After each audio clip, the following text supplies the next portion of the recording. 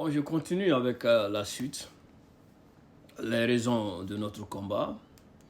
Comme je l'ai souligné dans la première vidéo, notre combat est dirigé contre l'impérialisme criminel, outrancier, vulgaire et à col blanc. Parce que l'impérialisme est toujours présent chez nous en Afrique et dans les formes les plus pires. Accaparement de nos ressources naturelles, bon gré, mal gré, des faits à combattre. Le combat que nous menons aujourd'hui n'est pas nouveau. C'est important de le rappeler.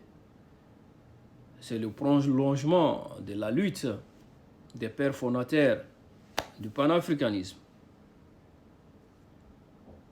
Webb Dubois, Marcus Garvey, Kwame Nkrumah, Modibo Keïta, Sékou Touré, etc., etc. Donc, l'unité d'action du panafricanisme découle de cette première lutte de libération, de fin de l'esclavage. Et par la suite, de lutte contre la colonisation. C'est un combat qui continue. Les temps ont changé, mais le système a déméré. C'est pourquoi je le dis, notre combat n'est pas dirigé contre un peuple, un quelconque peuple, contre une quelconque race. Notre combat est un combat de reprise à main de ce qui nous appartient de droit. C'est cela la vérité. Donc, il est question aujourd'hui de la reprise à main de nos ressources naturelles en Afrique. Nous devons être les maîtres chez nous en Afrique. Nous devons pouvoir dicter nos termes à ceux qui viennent chez nous pour exploiter nos ressources naturelles. C'est comme ça partout. Et aucun chantage ne doit aujourd'hui aboutir. C'est cela la vérité. Et aujourd'hui, nous voyons des efforts ça et là dans les États de l'AIS, au Mali, au Burkina Faso, au Niger, avec l'uranium, Areva, Orano. Le Mali avec un nouveau code minier. Le Mali a mis au pas les entreprises. Dans tous ces trois pays aujourd'hui, il y a des sociétés minières nationales qui ont été créées. Je sais, par le passé, les sociétés ont existé. Par exemple, au Mali, il y avait la Sonarem. Mon papa a travaillé là-bas. Mais ça a été fermé après pour laisser voir la DNGM, Direction nationale de la géologie et des mines. Donc, notre lutte est à deux étapes. La première étape, elle est dirigée contre le capitalisme outrancier, arrogant, criminel et tous ces animateurs, qu'ils soient blancs, noirs, jaunes, whatever. Et dans ça, il y a la lutte contre la présence des bases militaires étrangères en Afrique. Parce que ces bases sont là pour protéger les intérêts impérialistes. Des bases qui affectent la sécurisation de nos pays.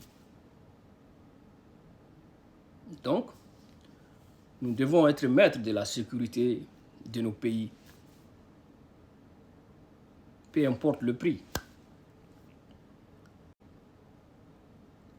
Et maintenant, l'autre lutte, qui est d'ailleurs une lutte très très importante, et peut-être même la plus difficile, ça c'est à l'interne. La construction d'un type nouveau d'Africain, d'un type nouveau de Malien, d'un type nouveau de Burkinabé, d'un type nouveau de Nigérien, d'un type nouveau d'Africain, tout court. Parce que le temps, les siècles passés de l'esclavage